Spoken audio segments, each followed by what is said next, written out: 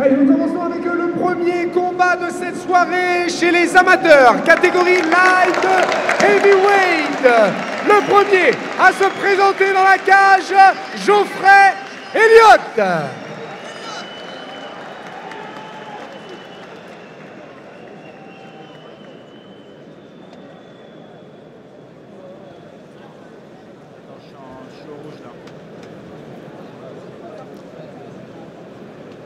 Un petit frère qui s'appelle le Lazy Prince et qui est tout simplement Premier dans le coin de Geoffrey Elliott. Yanis Amisou.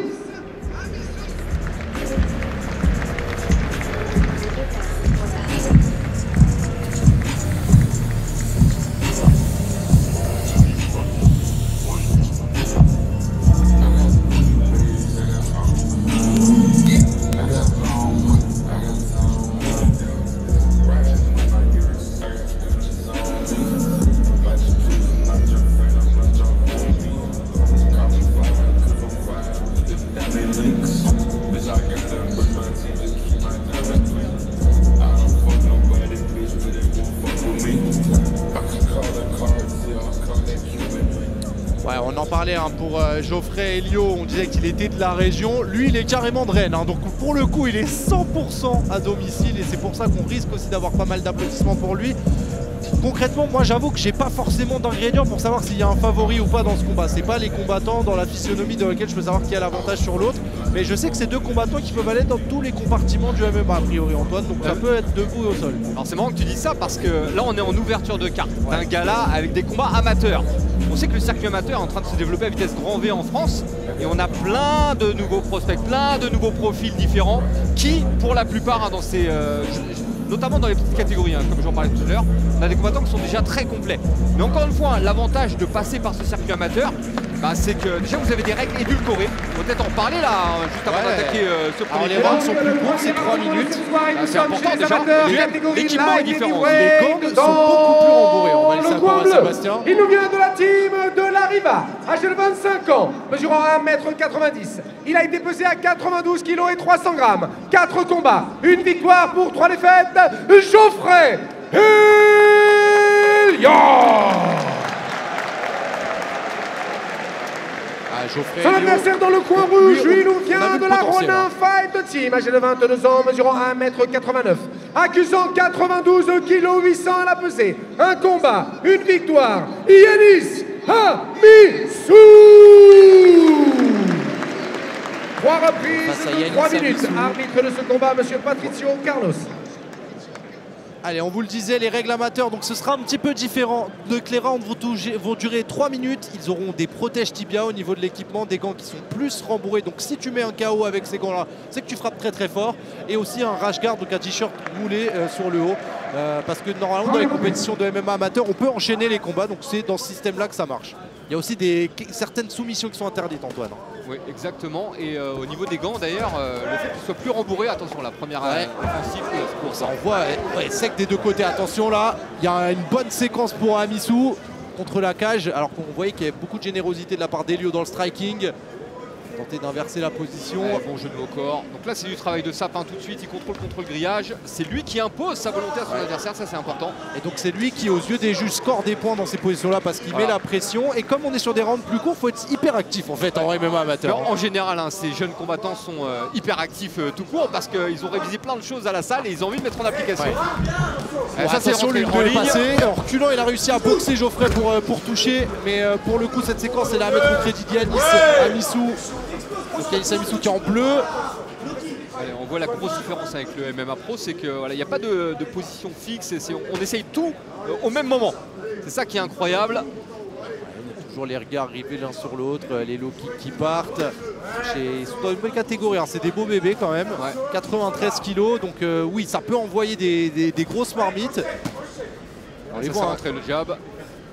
Et le bras arrière qu'il a un petit peu fouetté là, Geoffrey Elliott, mais la pression pour l'instant elle est mise par Yanis Amisou, c'est lui qui met la marche avant. Gros low kick là, la jambe qui a failli partir. Ouais, mais derrière il remet son pressing. Par contre voilà, il a. Attention. Ouais, attention à ça, gros échange là, et ça repart en clinch pour Elliott qui a réussi à envoyer 2 coups de genou, très bien placés. On va tenter de passer en lutte là pour Amisou. Alors voilà, le but c'est de joindre les mains en général dans ces phases-là, Antoine, et c'est ce qui permet après de tirer. Alors là, il est sur un single leg, donc simple ramassement de jambes. Il va essayer d'attraper cette jambe, d'isoler la jambe, peut-être balayer l'autre jambe. Il y a plusieurs options qui s'offrent à lui.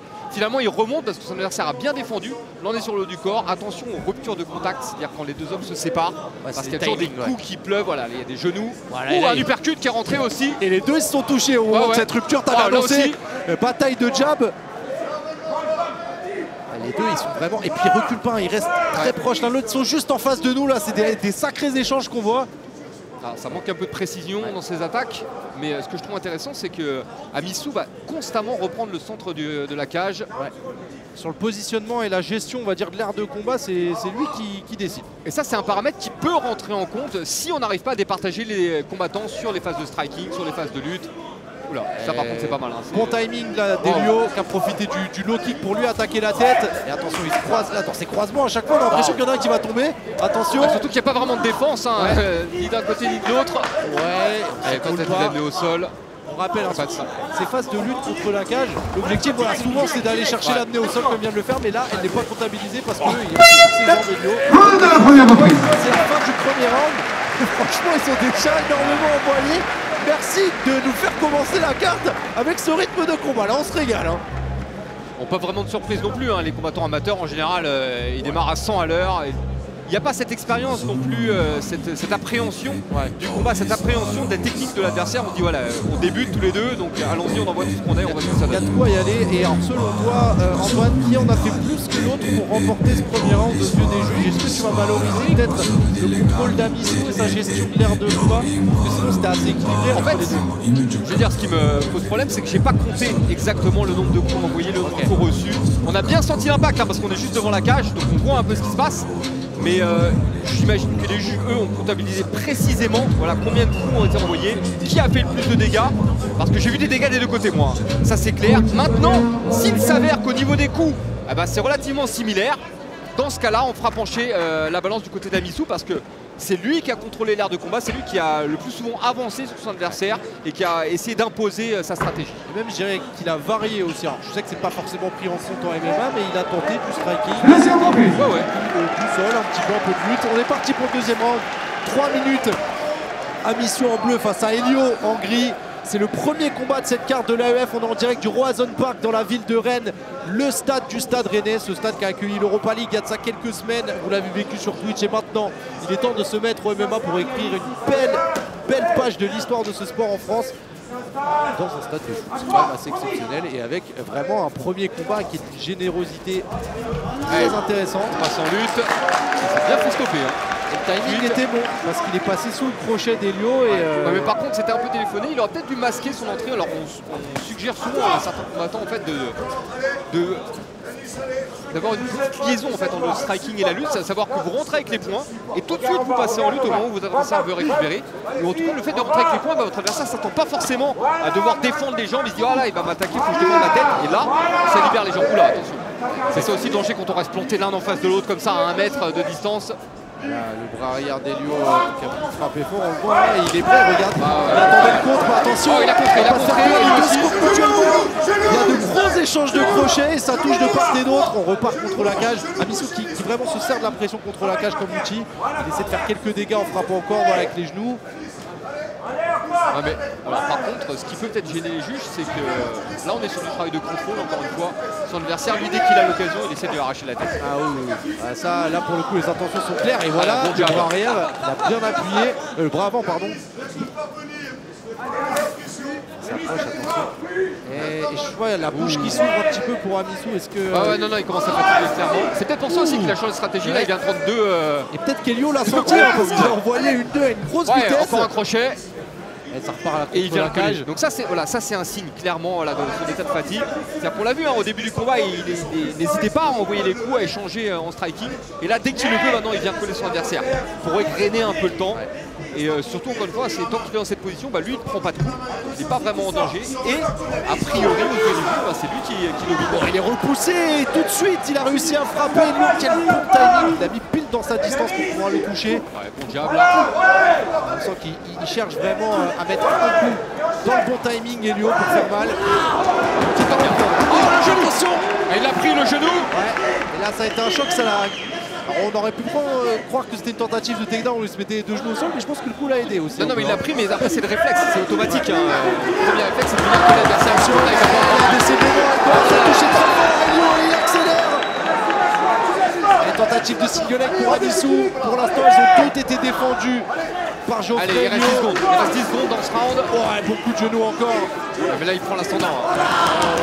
C'est son moment. Voilà, il finit avec une combinaison et un low kick. Et on s'apprête à clôturer ce deuxième round. Et là, pour le coup, celui-là, il est plus clair que le premier pour moi. Je le donnerai à Geoffrey aujourd'hui.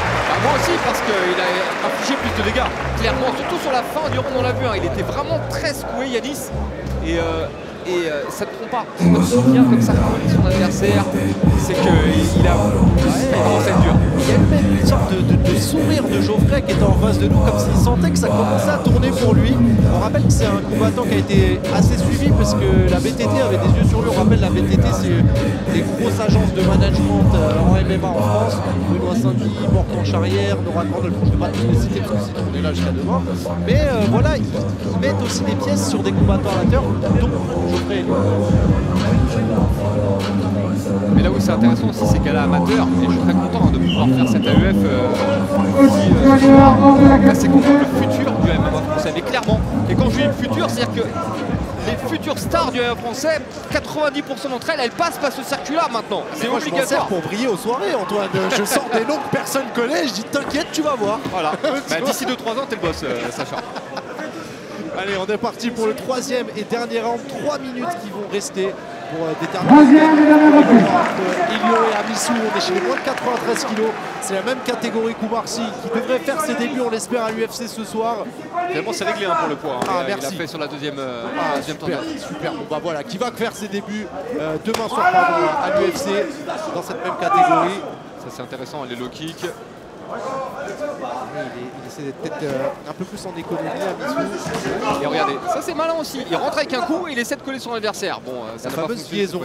Faut pas que ce soit en 2 temps, faut que ce soit en 1 temps. Ouais, c'est bien. Après, il y a aussi les takedowns en réaction. C'est-à-dire qu'ils attendent que l'adversaire fasse quelque chose pour réagir dessus, changer de niveau au bon moment. Low kick là. Et les deux vraiment qui restent à courte distance, ils veulent en découdre. Moi j'aime cet état d'esprit, j'aime le fait qu'on a envie de prier sur le début d'une carte. La stratégie a un peu changé quand même du côté de Yanis. Maintenant dès qu'il peut, il vient coller. Il vient prendre encore un direct au visage. Le bras arrière là qui a bien touché. Par contre ils sont solides parce qu'ils prennent des coups très lourds à la tête et bronchent pas. Et puis ils sont lourds les deux, 93 kg quand même. Il y a des bons mentons pour les deux. Alors la différence bien sûr entre ces combats amateurs et les combats pro, c'est qu'il n'y a pas toutes ces phases de cutting et ce poids récupéré le jour du combat. Alors, il faut des petits régimes, ce qu'ils disent parce qu'on rappelle que sur des formats type MMA League, ils enchaînent des combats sur plusieurs jours, donc il faut faire le même poids sur les 2 jours. Voilà. J'imagine que Walid Tandia qui combattra ce week-end, il va rester au même point. Walid Tandia qui peut peut-être faire un record, parce qu'il peut peut-être faire 5 combats sur le même week-end, on va suivre ça. En tout cas, le dernier round, il est assez animé. Il nous reste un petit peu plus d'1 minute entre Elio et Amisu. Et il est encore une fois équilibré ce round. Vraiment, il ressemble un peu plus au premier. Toujours aussi généreux dans les coups, toujours. High kick, c'est pas passé loin. On n'a pas vu de high kick depuis le début du combat. Et là, dans ce timing-là, moi, ça me plaît. Ça aurait pu être très dangereux. Jab, encore une fois. Le bras avant là, il s'en sert très bien. Bon jeu confort. Il y a un très gros coup de genou là. Ça repart forcément en lutte. Et je vous rappelle, on valorise beaucoup plus le dégât en plein contrôle. Donc il insiste, Geoffrey Elio. Et il commence à faire réagir tout le public du Roison Park pour la première fois. Alors qu'il continue d'attaquer pendant la phase de lutte de son adversaire. Ouais, le genou en sortie, le jab. Il a le bras très lourd là maintenant, Yanis, c'est compliqué. Il faut qu'il s'accroche. Oh là là, l'overhead de Geoffrey Elio, attention. Le direct derrière de Yanis. Ça s'est croisé, il nous reste 20 secondes. 20 secondes dans ce dernier round du premier combat de l'histoire du Roison Park au MMA, on peut le dire, c'est un truc de fou. Oh, attention ce crochet qui est passé à côté. Il va terminer, c'est comme ça qu'il gagne. Et je pense qu'on ira vers une victoire de Geoffrey Elio à la décision. Alors on va entendre quand même la décision des juges, mais c'est ce qu'on voit nous avec le Simon dans le chat. N'hésitez pas à nous dire si vous partagez cette décision. On ne peut plus vous lire, mais on est quand même avec vous pour la pensée, les amis. Et voilà pour ce premier combat. Franchement, on commence bien. Ah, on commence très bien le spectacle. Et comme le dit souvent Taylor, hein, à l'issue d'un combat, un combattant sait s'il a gagné ou s'il a perdu. Et là, on a vu dans la différence d'attitude entre les deux, hein, Geoffrey, ouais, il sait qu'il a fait ce qu'il fallait. Et son adversaire, regardez, il rentre la tête basse dans son coin. Il sait que sur les deux derniers rounds, ça s'est pas passé comme prévu. Puis après, il y a des tas de fatigue aussi qui s'est installé de son côté. Ouais, regarde les images, c'est complètement fou à ciel ouvert de voir un combattant comme ça en fin de combat. On est dans un stade de foot, les amis, on est à Rennes. Regardez la tribune remplie, regardez aussi cette bâche. On est juste en dessous hein, avec Antoine pour vous commenter les combats en bord de cage de ce Horizon Park. C'est le F6 et a priori cet homme devrait remporter le premier combat, la décision. En tout cas, voilà, il va saluer le public. Et il profite de cet instant, Geoffrey Elliot a bien raison, c'est pas tous les jours qu'on combat dans un stade de foot. Il faut pouvoir se créer des souvenirs et lui, a priori, il repartira avec un souvenir de victoire. Alors on voit hein, le stade qui n'est pas encore plein, mais ça commence à se remplir tout doucement. Ouais. C'est-à-dire que la soirée vient de commencer, vient tout juste de commencer. Ah ouais, ça se remplit même sérieusement derrière nous. Sur un angle de cam, regarde derrière nous là quand même c'est pas mal. Hein, ouais c'est pas mal, ça commence à ressembler à quelque chose. Ah ouais là on commence à être bien.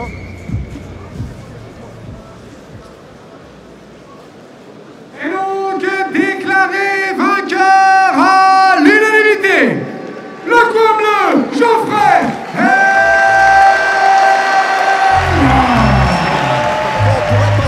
formation juge à la Fédé avec Antoine Simon, on l'avait vu, non je rigole. Tu sais que j'ai essayé de le faire. Hein, c'est vrai. Ouais, je me suis renseigné mais ça tombait jamais au bon moment et en plus j'ai appris qu'il fallait payer. Ah, à la maison.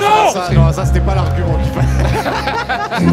Geoffrey Elliot qui s'impose par décision unanime dans ce premier combat amateur de la UFC6. Merci beaucoup aux équipes qui nous ont mis un tente. C'est magnifique les gars. On a deux doigts de sortir des marshmallows, du feu là, vous faites super bien. Bah voilà, salut vous à tous, on est là. Ravi de vous retrouver sur la chaîne Twitch RMC Sport. Il nous reste encore pas mal de combats jusqu'à 20h30 pour en profiter un maximum. Le deuxième combat qui devrait se lancer assez rapidement. On voit, voilà, ils prennent les petites photos, le rituel.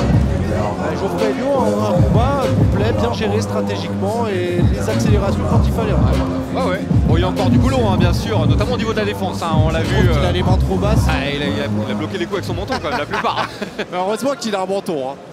Regarde, on revoit d'ailleurs sur les highlights. Alors, il y a eu des échanges très généreux entre les deux hommes.